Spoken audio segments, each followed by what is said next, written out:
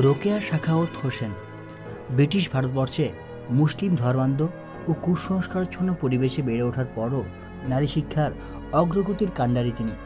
তার লেখা পড়ে নারীরা আজও আলোড়িত হন, আন্দোলিত হন নতুন প্রাণে, নতুনভাবে বেঁচে থাকার জন্য। নারীদের নিজের পায়ে দাঁড়ানোর জন্য পুরুষতান্ত্রিকতার শেকল ভাঙার মানুষে রোকেয়া সাখাওয়াত হোসেন অবিস্মরণীয় এক নাম। তার প্রকৃত শিক্ষা স্বামী সাখাওয়াত হোসেনের কাছে। রংপুরের পায়রাবন্দ গ্রাম থেকে যে অপরূপ সুন্দরী ভীরু কন্যাকে ভাগলপুরে বিয়ে করে এনেছিলেন সাখাওয়াত হোসেন, সেই মেয়েটি রোকেয়া। সাখাওয়াতের প্রথম স্ত্রী একটি মেয়েকে রেখে মারা যান। রোকেয়া তার দ্বিতীয় স্ত্রী। বিয়ের সময় সাখাওয়াতের বয়স ছিল রোকেয়ার দ্বিগুণ। সাখাওয়াত 32, রোকেয়া 16। 10 বছর সাখাওয়াত রোকেয়াকে পড়ালেন, শেখালেন ইংরেজি লিখতে পড়তে, বাংলা বই কিনে দিলেন, সংবাদপত্র লেখার অনুমতি দিলেন। সেখানেই থেমে থাকেননি, তিনি সহধর্মিণীকে উৎসাহিত করলেন গল্প লিখতে। সাখাওয়াতের নিজের বাসনা ছিল মেয়েদের জন্য তিনি নিজে একটি স্কুল খুলবেন।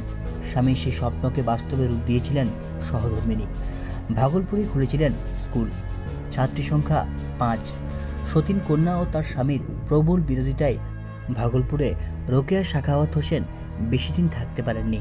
তার নিজের সন্তান শৈশবে মারা গিয়েছিল, তবে সন্তান স্নেহে সেই স্কুলটিকে তিনি কলকাতায় নিয়ে আসেন। যে স্কুলের সাথে জড়িয়ে আছে রোকেয়া বেগম সাখাওয়াতের স্বামীর স্বপ্ন, স্মৃতি আর ভালোবাসা।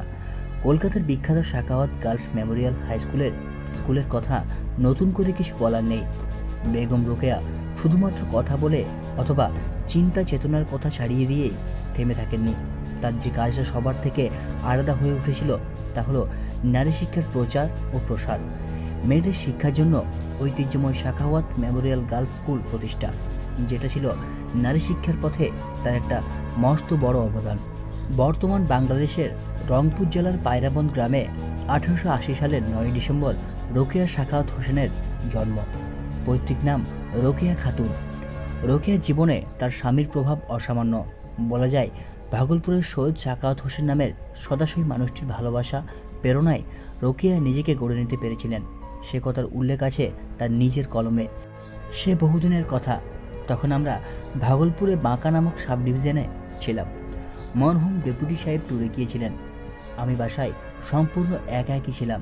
সময় যাপনের নিমিত্ত কিছু লিখিলাম। তিনি 2 দিন পরে ফিরিয়া আসিয়া জিজ্ঞাসা করিলেন, এই 2 দিন আমি কি করিতেছিলাম? তদুত্তরে আমি তাহাকে খসড়া লেখা সুলতানাস ড্রিম দেখাইলাম। তিনি দাঁড়াইয়া সমস্ত পাঠ করিয়া বলিয়া উঠিলেন, এ টেরিবল রিভেঞ্জ। বাড়িতে ফিরে সাখাওয়াত হোসেন শুধু সহধর্মিণী লেখা পড়েননি, সে লেখা সংশোধনের জন্য কমিশনার ম্যাকফারসনের কাছে পাঠালেন। ইংরেজিতে লেখা যদি ভুল থাকে তবে ম্যাকফারসন ঠিক করে দেবেন। তারপর সাখাওয়াত সেটি কোনো পত্রিকায় পাঠাবেন। বলা বাহুল্য, ম্যাকফারসন তাতে কোথাও কলমের আঁচড় কাটেননি। 1905 সালে সুলতানাস ড্রিম প্রকাশিত হয়, প্রথমে পত্রিকায়, পরে পুস্তক আকারে। পরবর্তী সময়ে রোকেয়া সাখাওয়াত হোসেন স্বামীর স্বপ্নকে বাস্তবে রূপদান করতে স্কুল প্রতিষ্ঠা করেছিলেন ভাগলপুরে। স্বামীর মৃত্যুর পরে কলকাতায় সন্তান স্নেহে সেই স্কুল কলকাতায় নিয়ে আসেন তিনি। মাত্র 8 জন ছাত্রী নিয়ে সাখাওয়াত মেমোরিয়াল গার্লস স্কুল প্রতিষ্ঠিত হয়। আমৃত্যু তিনি এই বিদ্যালয়ের প্রধান শিক্ষয়িত্রী ও সুপারিনটেন্ডেন্টের দায়িত্ব পালন করেছেন। একসময় তিনি সমাজ সংস্কারক ও শিক্ষাবিদের সঙ্গে একজন উন্নতিশীল গদ্যশিল্পী হয়ে উঠেছিলেন। তার সব রচনা সমাজ জীবন থেকে সঞ্জাত।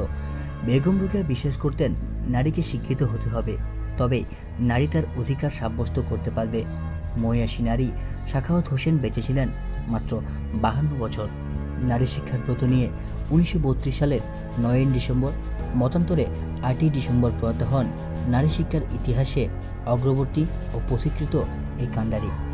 ওই স্বল্প জীবনে সমাজে শিক্ষা ও সংস্কারের আলো ছড়িয়েছেন তিনি। তাই তিনি আজও অনুপ্রেরণা, তিনি শ্রদ্ধেয়া। নারীর মানবাধিকার হরণ, পারিবারিক বিবাহ প্রথার বৈষম্য, নিপীড়ন, নির্যাতন, শোষণকে তিনি চ্যালেঞ্জ করেছেন। ঔপনিবেশিক পরাধীনতার বিরুদ্ধে তার অবস্থান পুরুষের প্রাধান্য না মেনেও স্বচ্ছন্দে নারী তার কাজ করতে পারে, জ্ঞান ও বিজ্ঞানের অনুশীলনে কৃতিত্ব দেখাতে পারে ইত্যাদি তার সাহিত্যে অপূর্ব নান্দনিক শৈলীতে রূপায়িত হয়েছে।